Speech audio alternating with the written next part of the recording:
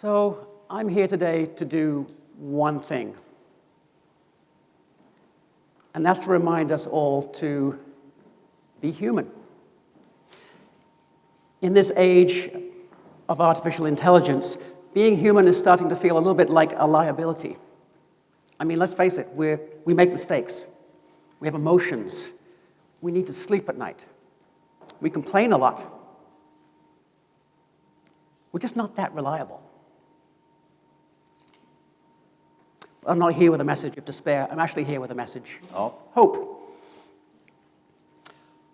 I started my career as a mechanical engineer, a profession that leans heavily into analysis and precision and accuracy and quality.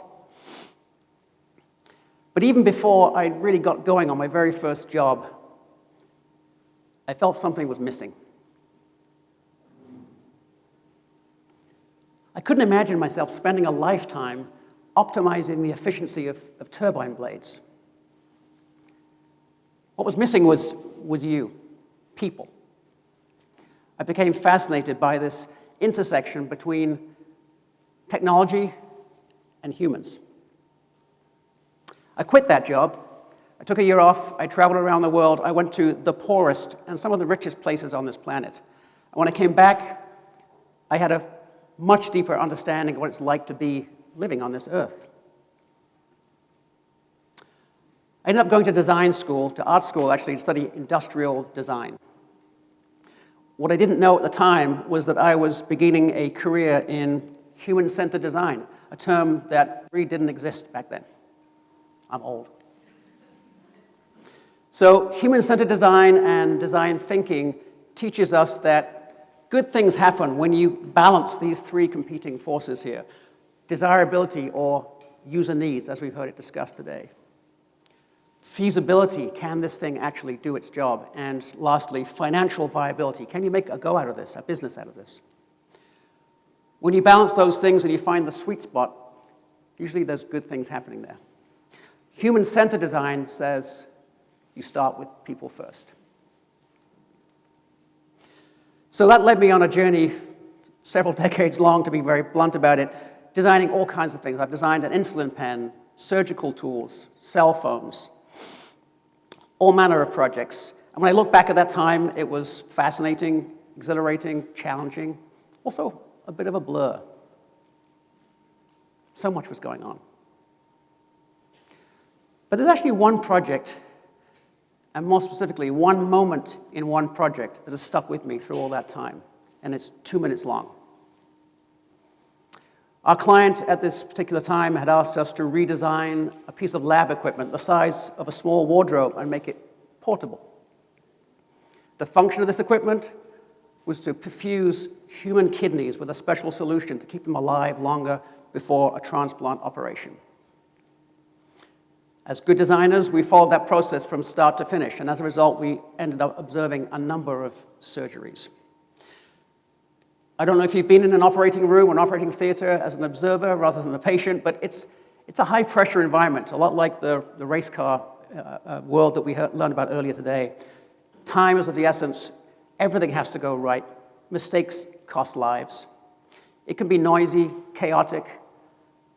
Technology, medicine, science are all crammed into this space to do a very important job. Whilst watching one of these surgeries one day, someone brought in a cardboard box. Now, believe it or not, the state of the art for moving human organs around the world is still to put them in a plastic bag, drop them in ice water, and get them to their destination as fast as possible. Now, the longer it takes, the less likely that human organ is that it arrives in good condition. So speed is of the essence. As this box was opened in the operating room, the staff handed the kidney to the transplant surgeon, and she took it in her hands. And at that moment, the mood in the room changed. All of a sudden, people stopped what they were doing, stopped talking, and stood and watched as she examined this kidney in her hands. And she looked at it very carefully, and she turned it over.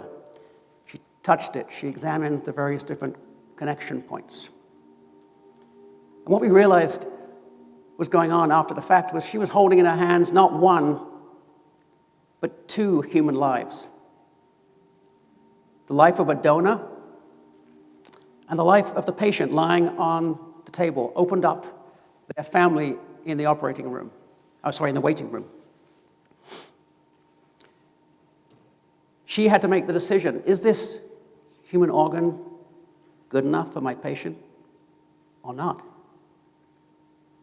What really made that moment memorable for us that day was the tangible emotion that came through from all the people in the room as she stood there and made that decision in just a couple of minutes. Now, thankfully, most of us will not have jobs that require us to make a decision of that gravity on a daily basis. But it begs a question. As ordinary people under stress, how do we stay human? I think I have an answer to that question. Many years later, I was working on a project with a nonprofit organization called Healthy Minds Innovations. Healthy Minds is very closely affiliated with the Center for Healthy Minds at the University of Wisconsin, right here in Madison. I ended up joining that team to bring the discipline of human-centered design together with the science of well-being so that we could create products and services to meet the needs of both individuals and organizations. The mission of Healthy Minds Innovations is literally to change the world by teaching people that well-being, mental well-being, is a trainable skill. Now, my education in engineering was good. My education in neuroscience was non-existent when I joined this organization. I had grown up with this assumption and belief that basically at your age, in your 20s, things are pretty good, and after that, it's all downhill. I was quickly reschooled when I joined Healthy Minds to learn about the phenomenon of neuroplasticity. The fact that our minds are changing continuously in response to the things that we are exposed to out in the world and inside as well.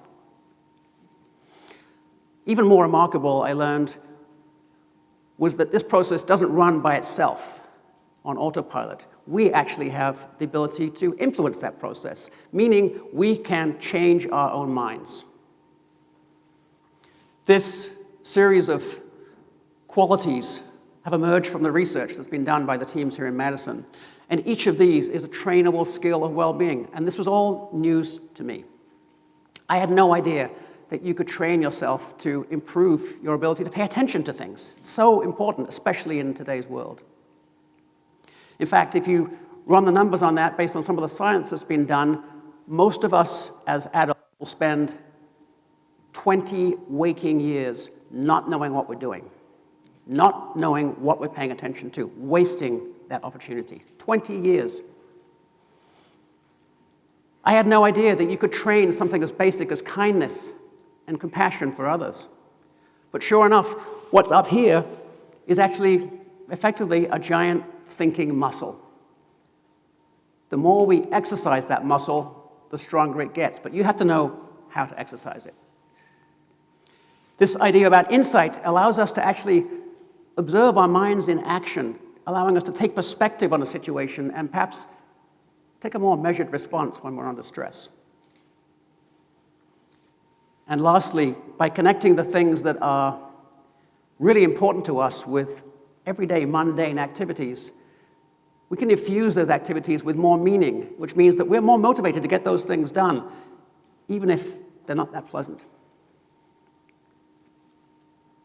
So you might wonder, if you're going to this mental gymnasium to work out, just how much work does that involve?